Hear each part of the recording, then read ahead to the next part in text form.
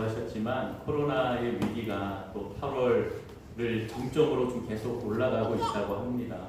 9월이 지나서 뭐라 그래야 되나요? 계속 그 감염되는 그 확산의 숫자가 이제 8월이 좀 돼야 끝까지 올라가고 내려가지 않을까라고 그렇게 이제 이야기들은 하지만 어찌 될지는 모르지만 우리가 늘 하나님 앞에 깨어서 기도하고 주님을 바라보면서 국률의 은혜를 구하는 저와 여러분들이 되기를 소망합니다.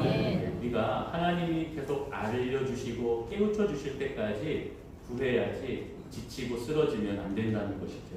지치고 쓰러지면 낙오하게 되고 신앙을 잃게 되는 겁니다. 끝까지 붙드는 자에게 하나님이 함께 하신다 하는 것을 잊지 마시고 여러분 지칠 수 있으나 하나님을 바라보면 매일매일 새 힘을 주실 줄로 믿습니다. 그 힘으로 살아가는 겁니다. 그래서 매일매일 주님을 구하십시오. 매일매일 주의 힘을 구하시는 저와 여러분들이 되어야 됩니다. 오늘은 그 내용이 이 안에 적혀져 있는 것이죠. 우리 함께 그 비결을 좀 보고자 합니다. 과거부터 인간은 자신의 힘을 좀 과시하려는 그러한 욕심, 욕망, 탐욕 그런 것들이 있었습니다. 그래서 과거의 선사시대에는요 고인돌을 만들고요 고인돌의 크기에 따라서 와, 저 사람이 어떠한 힘을 갖고 있었는가 하는 것들을 짐작하였다라고 합니다. 여러분 이집트의 피라미드를 보십시오. 그 왕의 그 위엄이 굉장히 컸다라고 하는 것도 보여주고 있습니다. 그렇죠? 로마의 콜로세움 이것들을 보면서 인간은 자꾸 무언가 높이 지으려고 하고 무언가 크게 지으려고 하였던 그 모습이 있습니다. 성경에도 여러분 바벨탑을 보십시오. 하나님 하늘의 끝까지 올라가기 위해서 우리가 하나님처럼 그 신처럼 신을 바라보기 위해서 높이 건물을 지어 올린 것도 여러분 하나의 증거로 우리가 볼 수가 있습니다. 여러분 이 권력과 이 힘의 욕심은 지금도 여전히 벌어지고 있습니다. 여러분 세계에서 제일 높은 건물이 어디에 있는지 아십니까? 두바이에 있습니다. 바로 브리즈 할라파라는 그런 건물인데 828m나 됩니다. 못 봤으니까 놀라지도 않죠. 어떻게 생겼는지 잘 몰라요. 그렇죠? 우리는 그냥 뭐 서울의 63빌딩이나 여기 부산 해운대 가면 그 LCT 그 건물을 봐야 와 높다. 그렇죠? 그런데 두바이의 그 828m 되는 그 건물을 딱 보면 너무나 높은 겁니다.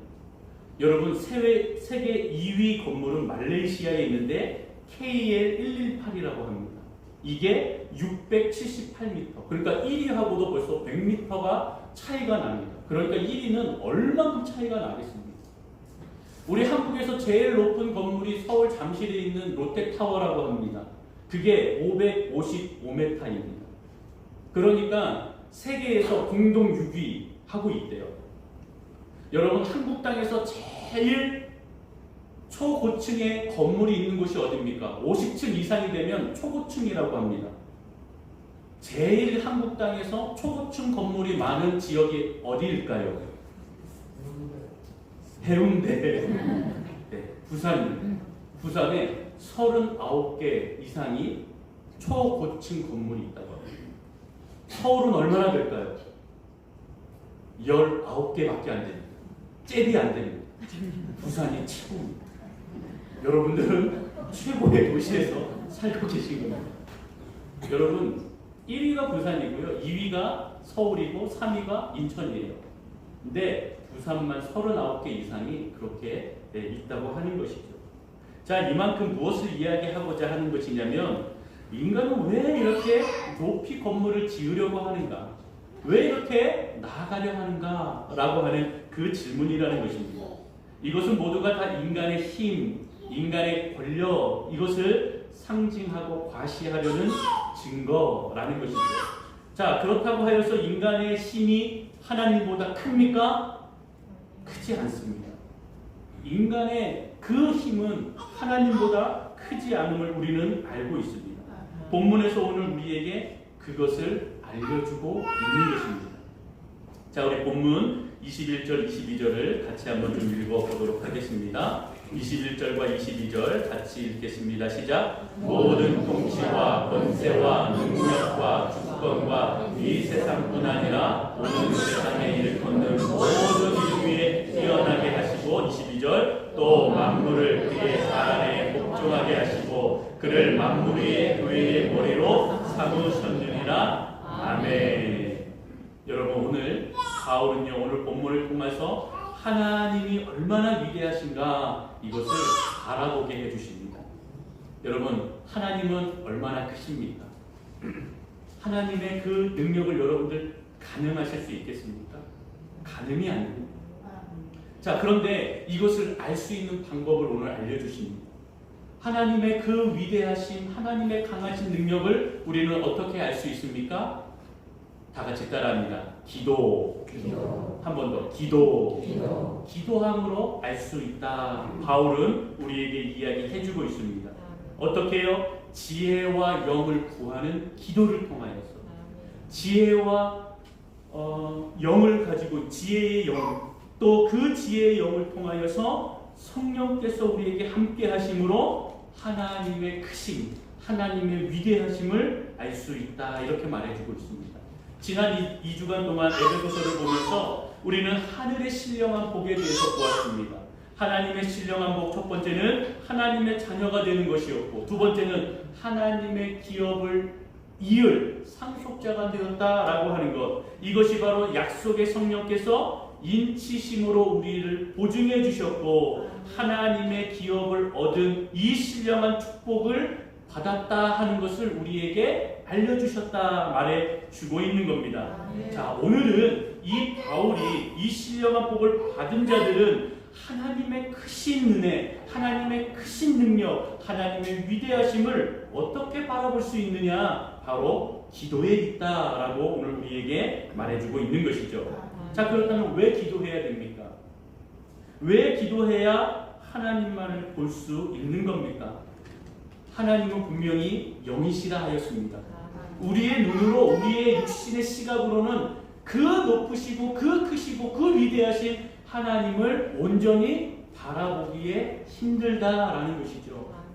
그래서 우리가 기도함으로 우리 안에 믿음이 성장하여지고 성숙하여져서 그 하나님을 온전히 바라볼 수 있다 하는 것을 바울이 말해주고 있는 겁니다.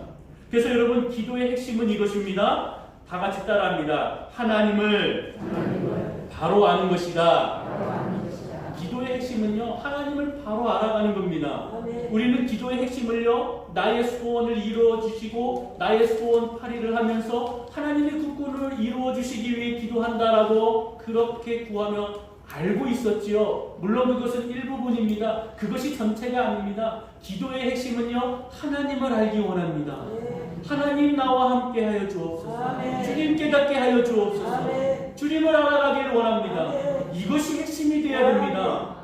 내 소원만 이야기하고 하나님의 위대하신 하나님을 알려달라는 그 기도가 없다면 그것은 기도가 아니라는 것이죠. 여러분, 기도의 핵심을 오늘 우리가 잘 기억하면서 하나님을 알아가는 자녀로서, 하나님의 기업을 이어갈 상속자로서 하나님의 축복을 누리는 저와 여러분이 되기를 소망합니다. 이것이 오늘 말씀의 핵심이라는 겁니다. 이것만 여러분들이 잘 기억하셔도 우리가 기도할 때에 어떠한 모습으로 구해야 할지, 우리가 어떻게 구하며 하나님 앞에 나아가야 될지를 우리가 알 수 있고, 이것을 상기하면서 늘 주님 앞에 기도하는 저와 여러분들이 되기를 소망합니다. 자, 하나님은 우리를 잘 알고 계십니다. 믿으십니까? 자, 그런데 반대로 제가 아까 질문 드렸죠. 우리는 하나님을 얼마나 알까? 우리는 하나님을 얼마나 잘 알까?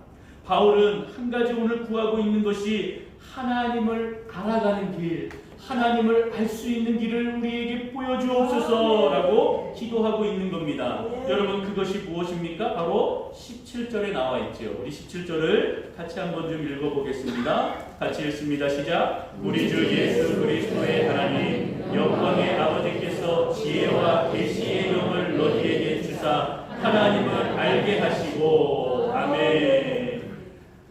그 예수 그리스도의 하나님, 영광의 아버지께서 지혜와 계시의 영을 너희에게 주셔서 하나님을 알게 하시기를 원한다. 여러분, 지혜와 계시의 영, 이것을 우리는 끊임없이 구해야 하는 것입니다. 지혜와 계시의 영이신 성령님을 구해야 그 성령님이 하나님을 알 수 있도록 안내자의 역할, 가이드의 역할을 해주신다는 겁니다. 여러분, 그렇기 때문에 우리는 구할 때에 하나님 알려주십시오 라고 구하면서 동시에 지혜의 영, 하나님 그 계시의 영이신 성령님께서 우리를 통하여 우리의 영을 열어주셔서 믿음의 눈을 열어주셔서 주님을 바라보고 알게 해달라고 기도해 나가야 될 줄로 믿습니다. 여러분, 그렇게 주님 앞에 구하며 나아갈 때 하나님께서 우리에게 성령의 지혜와 계시를 주십니다. 자, 지혜는 무엇입니까? 첫 번째, 성령이 주시는 지혜는 구체적으로 하나님의 일하심을 통하여서 우리가 얻어지는 통찰력입니다. 다시 얘기할게요. 하나님의 일하심을 보면서 하나님은 이러한 분이시구나, 내가 몰랐구나, 이러한 분이셨구나 하는 것을 깨닫는 통찰력이라고 말씀드릴 수 있습니다. 이 통찰력을 통하여서 하나님이 어떠한 분이신지를 우리가 영적인 시선에서 주님을 바라보는 것, 주님을 깨닫는 것, 이것이 지혜입니다. 그래서 우리가 말씀을 통하여 주님이 어떤 분인가를 깨달아야 됩니다. 예를 들어서 요즘에 우리 새벽에 사사기를 읽고 있지요. 함께 묵상하고 있습니다. 사사기를 보면은요, 사사들이 어떠한 사람들입니까? 다 모두가 여호수아 이후에 그 땅에 왕이 없었고 지도자가 없었습니다. 그래서 자기의 소견대로 옳은 대로 행하였던 그 시대, 약 한 350년 동안 그렇게 자기의 소견에 옳은 대로 살아갔던 시대가 사사기 시대입니다. 그때 하나님께서 사사들을 통하여 필요할 때마다 다른 이방 민족에게 억압을 당하고 압제를 당하고 괴롭힘을 당할 때 하나님 우리를 구원해 주옵소서라고 기도하는 이스라엘 민족에게 하나님께서 구원의 손길을 사사를 통하여 주셨다라는 겁니다. 자, 그런데 그 사사는요, 우리가 알듯이 뛰어나고 훌륭하고 용맹하고 지혜롭고 그런 사람들이 아니었습니다. 하나같이 평범한 사람들이었지고 또 우리가 보기에는 문제투성이었던 사람들도 많이 있습니다. 삼손이 그랬고, 여러분, 에웃은 당시에 보면은 왼손잡이, 즉 무엇이었냐면 오른손잡이가 온전한 사람이다라고 하는 인식되는 사회 속에서 살아갔는데요, 오른손에 장애가 있어서 왼손잡이였다라고 하는 것이죠. 이 왼손잡이 에웃을 사사로 세우셨다. 또 당시의 여인은요, 그렇게 인정받지 못하였습니다. 결혼하면 그냥 장막에 거하여서 음식하고 가족을 부양하는 것, 그것으로만 여자의 어떤 역할이 주어졌는데, 이 여인 드보라를 사사로 세우셔서 하나님께서 전쟁에서 승리하시는 모습을 보여주셨습니다. 삼갈이라는 평범한 목동을 통하여서 하나님께서 이스라엘을 구원하셨다 하는 것을 볼 수가 있는 것이죠.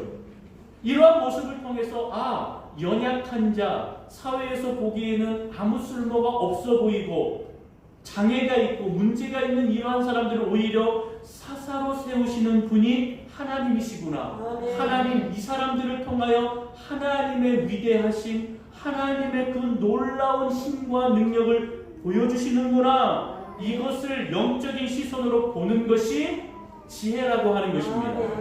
여러분, 이 지혜를 우리에게 알려주시고 이것이 바로 통찰력이라고 하는 것입니다.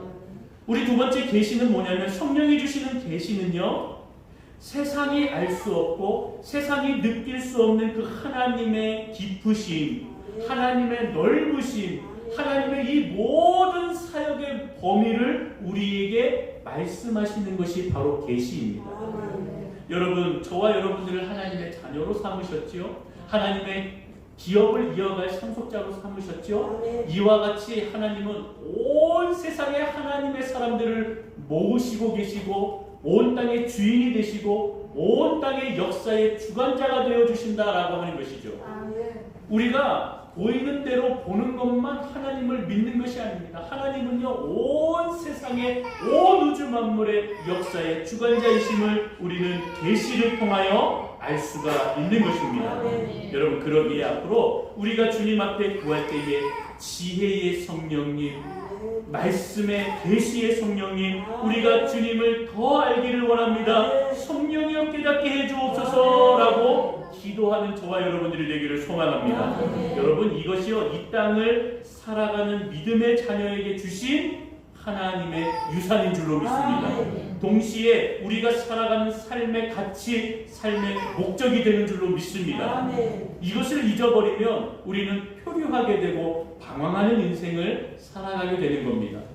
눈을 뜨고 삶은 살지만 우리의 영이 모든 것이 닫혀지고 이 믿음의 눈이 닫혀져서 하나님을 바라보지 못하는 방황하는 고아와 같은 자들이 될 수밖에 없다는 것입니다. 그러기에 저와 여러분들이 지혜와 계시의 성령님을 온전히 알아가기를 소망합니다. 자, 그래서 여러분, 이 지혜와 계시의 성령님은 바로 어떤 일을 하고 계시는가? 우리 18절을 함께 보도록 합니다. 18절 같이 읽습니다. 시작. 너희 마음의 눈을 밝히사 그의 부르심의 소망이 무엇이며 성도 안에 그 기업의 영광의 풍성함이 무엇이며. 19절이요. 그의 힘의 위력으로 역사하심을 따라 믿는 우리에게 베푸신 능력의 지극히 크심이 어떠한 것을 너희로 알게 하시기를 구하노라. 아멘. 성령이 하시는 것은 18절 바로 첫 부분에 있어요. 마음의 눈을 어떻게 하신다고요? 밝히신다라고 하는 겁니다. 여러분, 마음이 무엇입니까? 이 마음은요, 우리 사람이 이해하고 느끼고 생각하는 기관인 지정의, 이 지정의가 우리 인간 안에 있는 어떤 상징적인 장소가 마음입니다. 그래서 하나님을 느끼고 하나님을 이해하고 하나님을 생각하고 이 모든 지정의의 활동, 이것이 우리 마음에 상징적으로 이 마음 가운데서 이루어지는 겁니다. 그래서 성경은 이 마음을 뭐라고 표현하고 있습니까? 다 같이 따라합니다. 생명의 근원. 우리 잠언 4장 23절을 우리 여러 번 읽었는데 다시 한번 좀 찾아서 좀 보도록 합니다. 우리 화면을 통해서 잠언 4장 23절을 읽겠습니다. 시작. 모든 지킬 만한 것 중에 더욱 내 마음을 지키라. 생명의 근원이 위에서 나느니라. 할렐루야. 생명의 근원이 우리의 마음이래요. 이 마음의 근원에서 하나님을 느끼고 하나님을 생각하고 하나님을 이해할 수 있는 겁니다. 자, 그렇다면 눈은 무엇입니까? 우리 눈은 무엇입니까? 우리는 때로 이 눈은 마음의 창 이렇게 이야기하죠. 세상과 우리의 마음을 이어주는 것이 눈이다 라고 이야기합니다. 근데 성경은 이것을 지각이라고도 표현하고 이야기합니다. 요한일서 5장 20절 우리 화면을 통해서 같이 한번 좀 읽어보겠습니다. 같이 읽습니다. 시작. 또 아는 것은 하나님의 아들이 이르러 우리에게 지각을 주사 우리로 참된 자를 알게 하신 것과 또한 우리가 참된 자 곧 그의 아들 예수 그리스도 안에 있는 것이니 그는 참 하나님이시요 영생이시라. 아멘. 할렐루야. 여러분, 그러니까 마음의 눈을 밝힌다라고 하는 것은 생명의 근원이 지각, 깨닫는 것을 통하여서 하나님의 세계를 보고 예수 그리스도의 역사하심을 보고 구원에 이르는 영생에 이르는 그 길을 보게 하시는 것이 마음의 눈을 밝히신다 하는 의미로 우리가 이해하면 좋겠습니다. 여러분, 지혜와 계시의 영을 구하면 성령께서 우리의 눈을 밝혀주십니다. 마음의 눈을 밝혀주십니다. 하나님의 힘과 하나님의 위력과 하나님의 능력을 보게 하신다라고 하는 것이죠.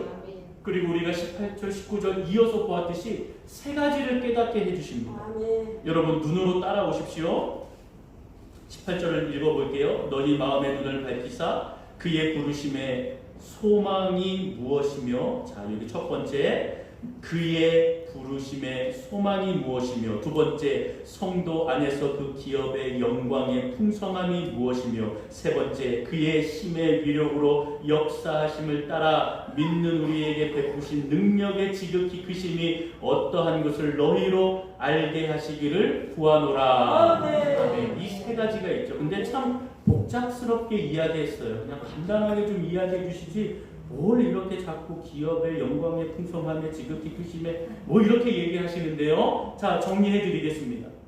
자, 먼저 중요 단어만 좀 보겠습니다. 첫 번째, 우리 하나님 아버지께서 우리를 부르신 소망이 무엇인지, 첫 번째는 소망입니다. 자, 두 번째는 우리 안에 주신 기업의 영광의 풍성함이 무엇인지, 두 번째는 풍성함입니다. 세 번째는 무엇이냐면 우리에게 베푸신 능력의 지극히 크심이 어떠한지, 세 번째는 크심이라는 것이죠. 자, 첫 번째로 이러한 모습 가운데 이 세 가지를 통하여서 우리에게 새로운 시선, 새로운 시각, 새로운 관심이 생기게 하시고 하나님을 다시 바라보게 하신다라는 겁니다. 그래서 지혜의 영, 계시의 영이 우리에게 이 세 가지를 깨닫게 해주시는데, 첫 번째 소망. 소망은 여러분 무엇입니까? 부르신 소망이죠. 부르심의 소망이라는 겁니다. 부르심은요, 여러분 시제로 따졌을 때 과거, 현재, 미래 어디에 해당할까요? 부르심은 과거에 해당합니다. 과거에 이미 나를 부르셔서 일어난 사건이, 그 부르심이 과거의 사건이죠. 자, 하나님이 선택하시고 예정하시고 계획하신 가운데에 나를 하나님의 자녀로 부르신다. 이것은 과거에 이미 하나님의 계획이었다 하는 것입니다. 그것을 우리가 약속의 성령을 통하여, 인치심을 통하여 우리가 지금 깨달았을 뿐이지, 하나님의 부르심은 이미 과거에 약속되었고 하나님의 계획 안에 있었다라는 것입니다. 그리고 우리가 구원받을 자녀로, 나중에 예수께서 재림하시고 다시 하늘나라에서 우리가 함께 구원을 완성할 자로서, 기업을 받을 자로서 우리에게 소망을 주셨다라고 하는 겁니다. 부르심은 과거에 일어났습니다. 그러나 우리가 소망을 가지며 주님을 바라볼 수 있게 된 자녀가 되었다라고 하는 것을 우리에게 깨닫게 해주시는 거죠. 우리의 부르심, 우리가 하나님의 자녀된 하나님의 영광 가운데 있을 것을 소망하며 나아가는 저와 여러분들이 되기를 소망합니다. 두 번째는 풍성함입니다. 자, 그런데 이것은 기업의 영광의 풍성함입니다. 기업은요, 하나님의 터전이다 라고 말해줬죠. 하나님께서 기업을 이을 상속자로 저와 여러분들을 부르셨다 말씀했죠. 하나님의 자녀, 하나님의 백성이 하나님의 기업을 이어받을 자다라고 하는 것인데, 자, 기업의 영광이다라고 하는 것은 무엇입니까? 영광은 완성이다라고 하는 겁니다. 결국 우리가 하나님의 기업의 영광을 받아서 영광을 받을 것은 과거, 현재, 미래 중에 어디에 해당될까요? 앞으로 일어날 일입니다. 그래서 기업을 받아 그것을 영광 가운데 거하여 우리가 하나님의 상속자로 완성될 것은 미래의 일입니다. 그래서 기업의 이 영광의 풍성함을 우리가 누리며 나갈 수 있는 것이죠.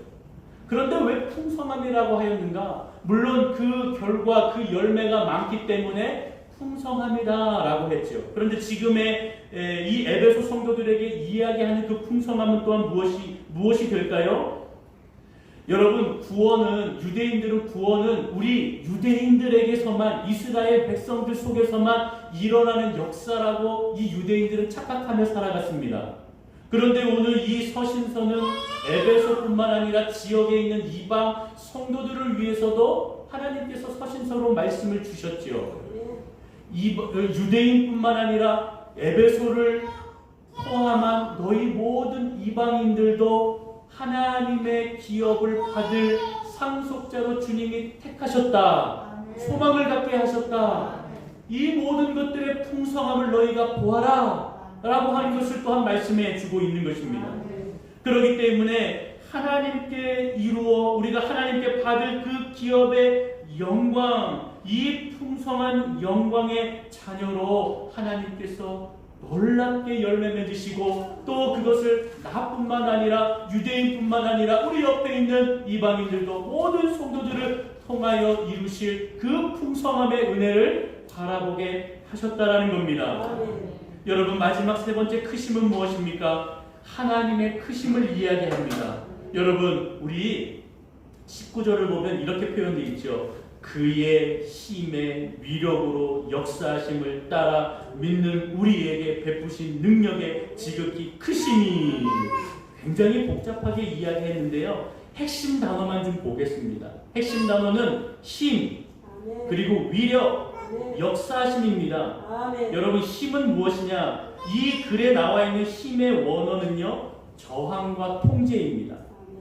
이 힘은요, 세상의 악한 것을 저항할 수 있는 힘, 이것을 통제하면서 나의 마음속에 일어나는 유혹, 주님께서 나를 절제하게 하시는 그 힘의 원천을 얘기하는 것입니다. 그리고 여기서 위력이라고 하는 것은요, 예전에 개역 한글에서는 강력이라고 했습니다. 강력함입니다. 그러니까 이 강력함의 뜻은 생명을 유지하는 힘입니다. 즉 힘의 위력, 힘의 강력은 무엇이냐면 하나님께서 세상의 악한 것의 그 힘을 저항하게 하시고 절제하시기 통하여서 우리의 생명을 유지하시고 우리의 생명을 붙들어 주시는 그 하나님의 강력한 힘을 얘기하고 있는 겁니다. 여러분, 이것을요 어떻게 하신다고요? 역사하심을 따라. 역사하심은 무엇이냐면 바로 역동적으로 조절하시는 능력입니다. 다 같이 따라합니다. 역동적으로 조절하신다. 이게 역사하심입니다. 그러니까 하나님께서 그의 강력한 힘으로 우리가 이 세상을 살아가는 악한 것에 저항하고 우리의 유혹 가운데에 절제하는 힘을 통하여 우리의 영적인 생명을 유지하게 하셔서 하나님께서 우리가 이 세상을 살아갈 때에 역동적으로 살아갈 수 있는 그 힘, 우리를 조절하시고 우리를 인도하시는 그 하나님의 역사하심이 지극히 크시다라는 것을 이야기하고 있는 것이죠. 이것은요, 과거, 현재, 미래 중에 어디에 해당할까요? 현재에 해당하는 것입니다.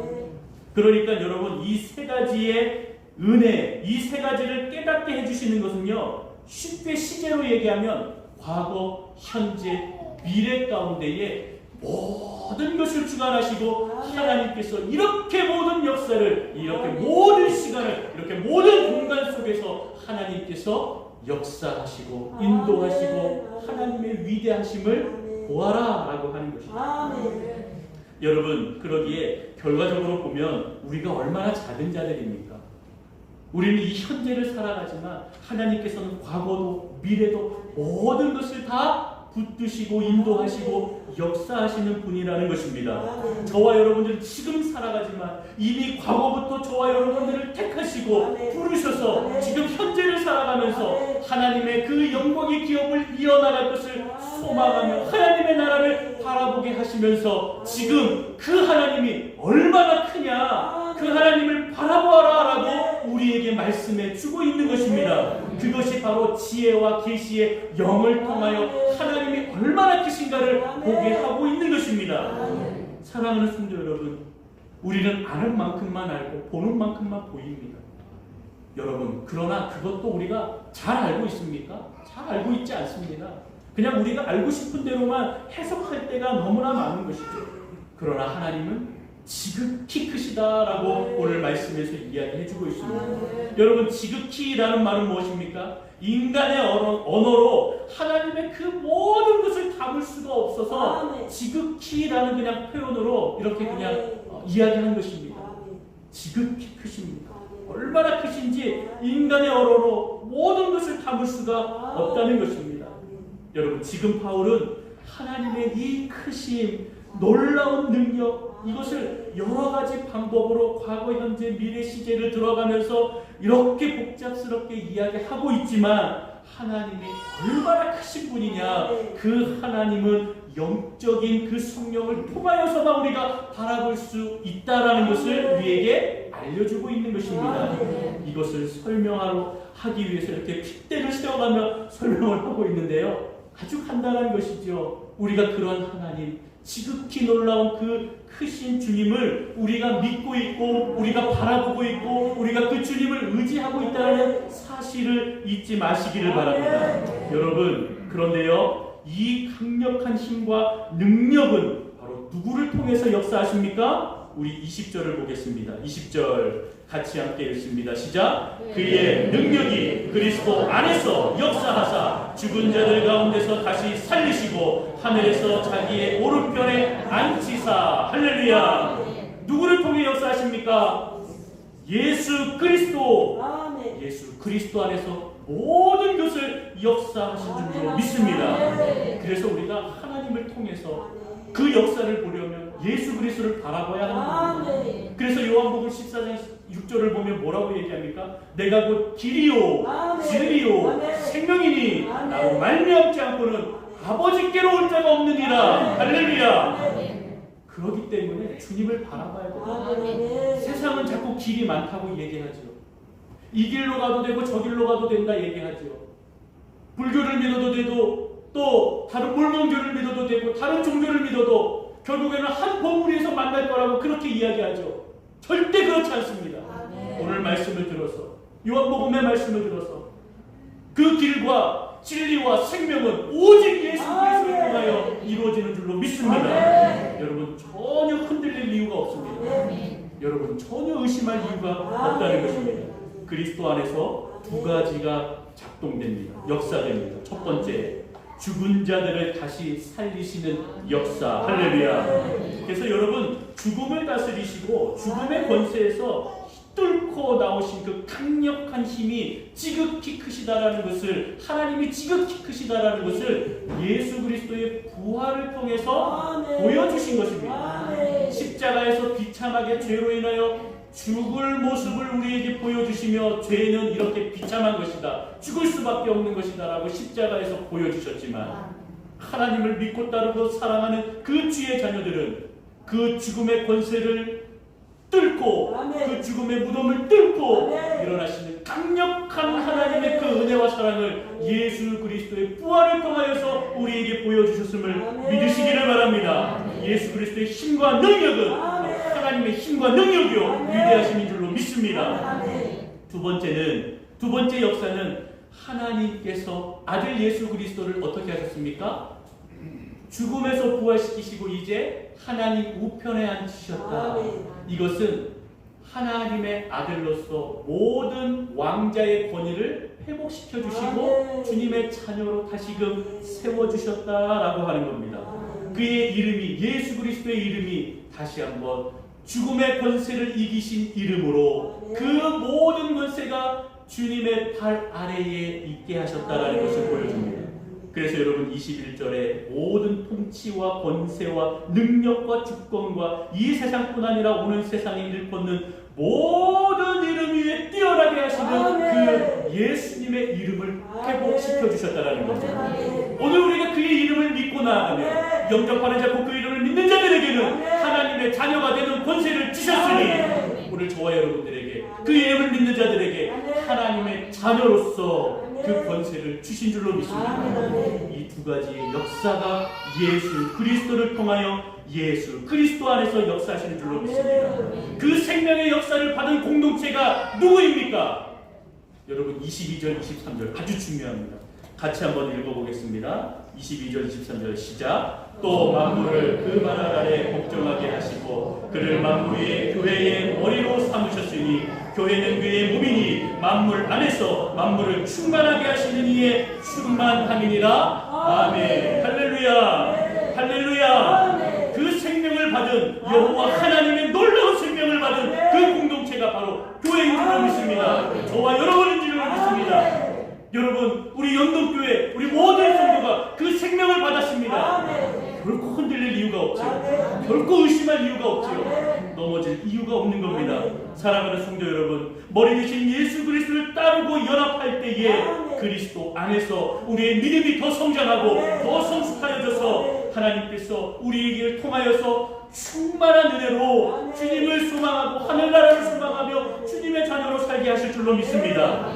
오늘도 하나님의 영광을 바라보는 소망 가운데에 주님의 은혜 아래 거하는 저와 여러분들이 되기를 소망합니다. 이제 말씀을 정리하겠습니다. 사랑하는 성도 여러분, 하나님을 알기에 힘쓰는 저와 여러분들이 되기를 소망합니다.